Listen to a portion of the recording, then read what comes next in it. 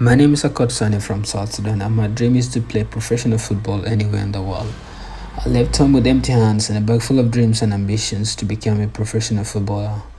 Is it going to be easy? Of course not, but it is definitely worth it in the end. I have chosen to put my life into this, and there is no going back till I achieve my dream, because dreams are meant to be lived.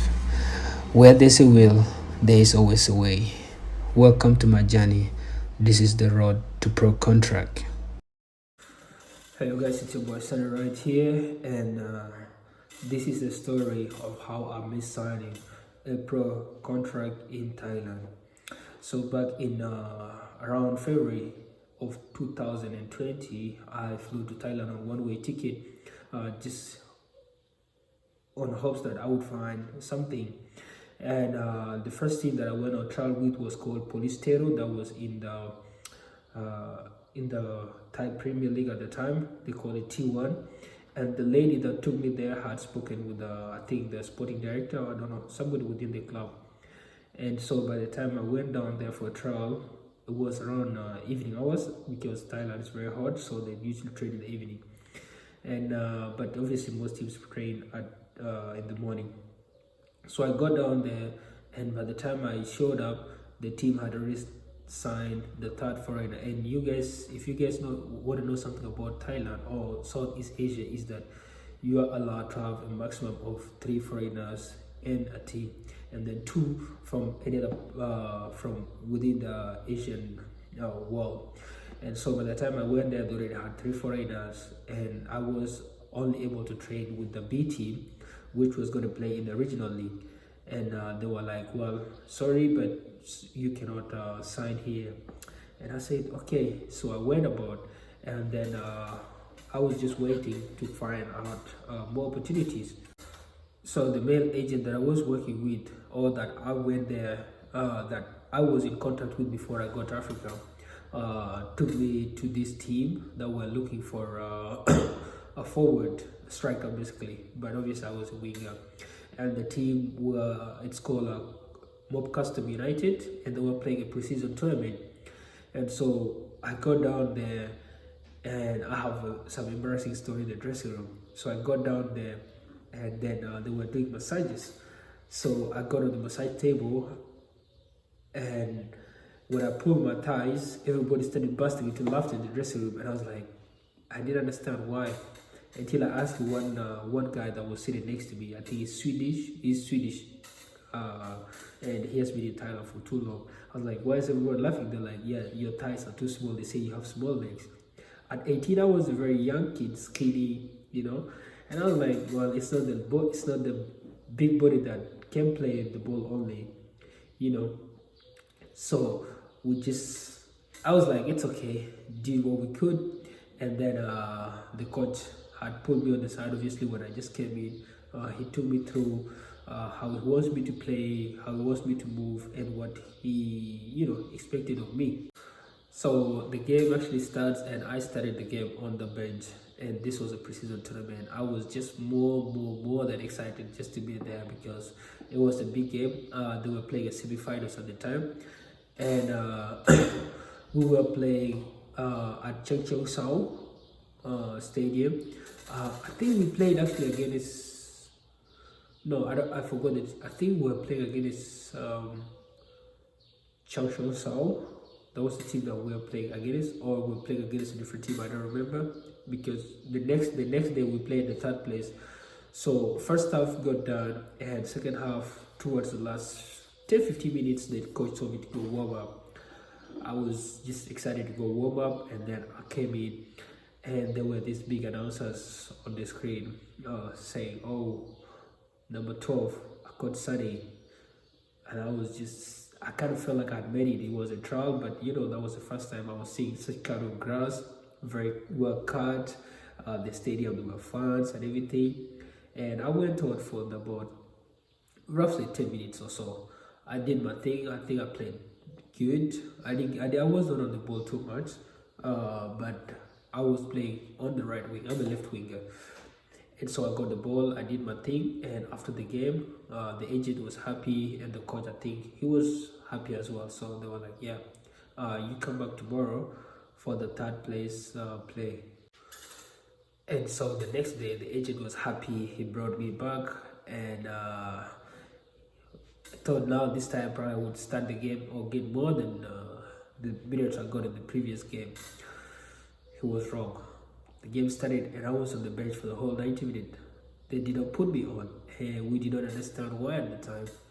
And so I was like, okay, the agent was furious. He was mad that the guy asked me to be brought in and he did not play me. Up to now, we had no clue. We realized that they actually ended up signing somebody as a forward, so I do not know. And there were actually very few days left to the end of the season. I think maybe about 5-4 days to the end of the season, to the end of the transfer window, not the season, the end of the transfer window. And I was just on the streets in Bangkok. I had nowhere to stay, so I was just homeless there on the streets of Bangkok, trying to, I was just hopeless. I didn't know what to do. There was no more trials. There was nothing. And one night, as I was just on the streets in Khao San Road, my agent texted me. He's like, "Hey, Sunny, where are you?" I'm like, "I'm here on the Khao San Road." Khao San Road is like a big tourist city in Thailand.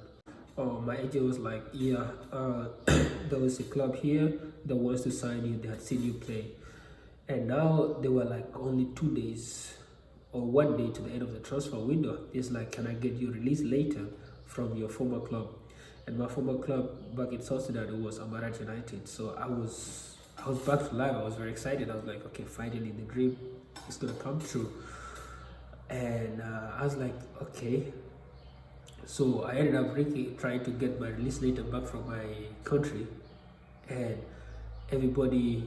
nobody was trying to give me a break. They were not trying to pick my calls, or they were like, they needed money for my release later. And guys, mind you, I don't have a contract with this club. My contract is finished. So I'm like, just get me released. And they're like, no, we need to talk to the club that wants to sign you.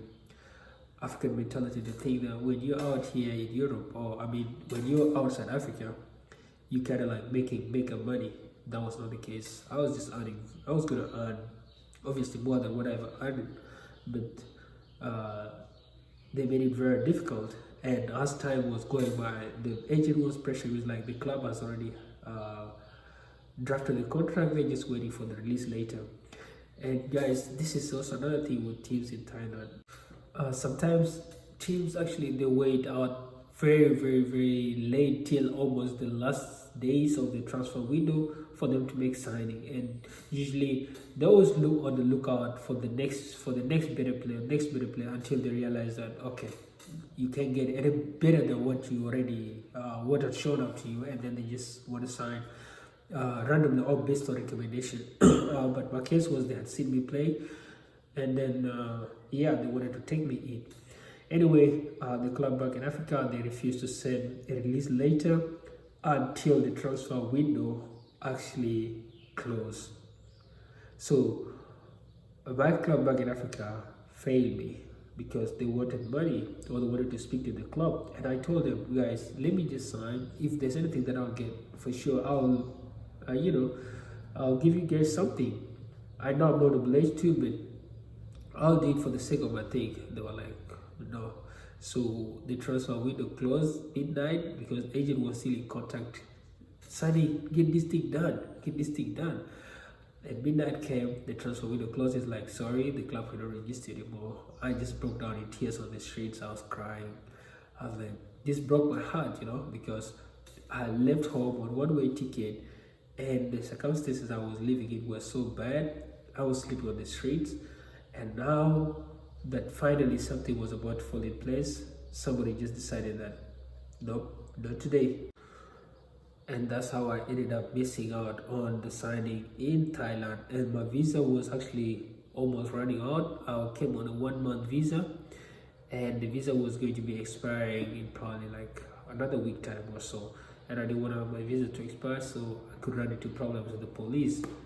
And I decided to leave Thailand.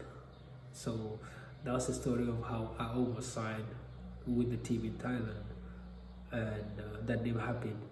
But even that, life has its own way of sending a message to us. It might be it wasn't just the right time for me, or it was just not the right place for me, and yeah, I missed out on that. So a little bit of story about myself. I have 20 stories. If you guys enjoy them, comment down below, and I will make more of these stories about my journey. Click the plus sign, and it's me, your boy Sunny. Until then, peace.